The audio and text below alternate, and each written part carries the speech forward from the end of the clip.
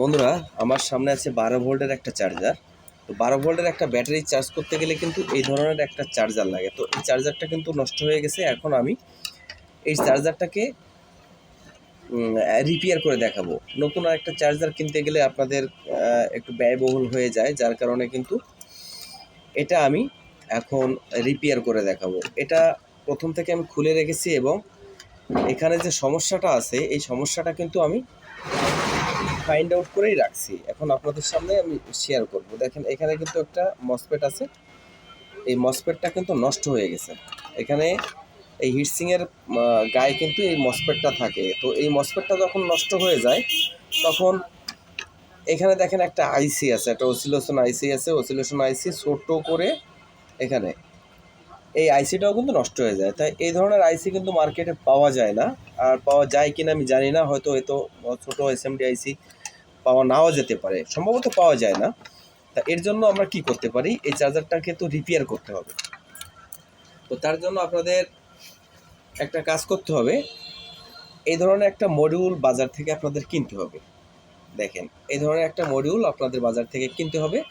মডিউলটার দাম কিন্তু খুবই কম নেবে, সীমিত রেটের হয়ে যাবে। আপনাদের 100 থেকে 150 টাকার ভিতরে আপনাদের এই ডিভাইসটা হয়ে যাবে। তো এখন কি করবেন, এই ডিভাইসটা কোথায় কানেকশন করবেন? ডিভাইসটা কেনার সময় এখানে 3টে তার দেখতে পারবেন, একটা লাল, একটা কালো আর একটা নীল।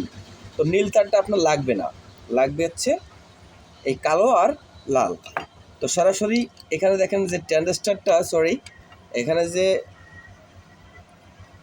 এই মসফেটটা ছিল, এর মিডিল যে প্রান্ত, মিডিল লেগ যেখানে ছিল, সেইখানে আপনাকে এই লাল তারটা ঝালাই করে দিতে হবে। সরাসরি লাল তারটা ঝালাই করতে হবে।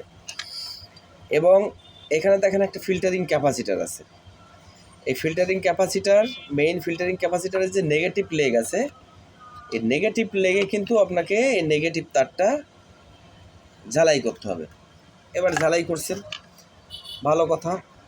এবার দেখেন এখানে একটা ভেরিয়েবল আছে, এই ভেরিয়েবলটা কিন্তু একেবারে ডাউন করতে হবে, ডাউন করে এবার কিন্তু আপনাকে কী করতে হবে, ছোট্ট কাজ করতে হবে। এই এসি প্লাগটা কারেন্টে ইনপুট করতে হবে। এবার ইনপুট করার পালা। এবার আমি এসি প্লাগটা ইনপুট করেছি। দেখেন আমাদের চার্জারটা কিন্তু রেডি হয়ে গেছে। এবার দেখি ভোল্টেজ আছে কিনা সামনে। ভোল্টেজ তো থাকার কথা। দেখেন এখানে ভোল্টেজ আছে, এই কিন্তু চালু হয়ে গেছে চার্জারটা। এবার দেখেন আরেকটা ছোট, এখানে কিন্তু ফায়ারিং করছি, লাল বাতিতে যায়নি। লাল বাতি না জ্বললে কিন্তু আমাদের চার্জ হবে না। সেক্ষেত্রে এই ভেরিয়েবলটা আর একটু টিউনিং করা লাগবে, এবার দেখেন আমি ভোল্টেজটা দিচ্ছি, দেওয়ার পরে এবার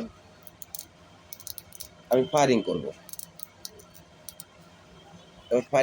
দেখব যে আমাদের এই ফ্যানটা ঘোরে কিনা। ফ্যানটা কিন্তু এখনো ঘুরি নাই, তার মানে আমাকে আর একটু টিউনিং করা যেতে পারে, আর হালকা একটু। বেশি টিউনিং করা যাবে না, তাহলে কিন্তু সমস্যা। হ্যাঁ, এবার চার্জ হবে। এবার এই ফ্যানটা হালকা একটু রেসপন্স দিছে, মানে এবার আপনার চার্জ করা সম্ভব।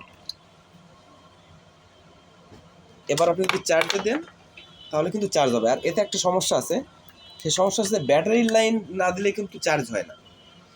ওই লাল বাতিটা জ্বলতে গেলে আপনাকে ব্যাটারির লাইন কানেকশন করা লাগবে, তাহলে কিন্তু আপনার ফ্যান ঘুরবে এবং সব কিছু কমপ্লিট হবে।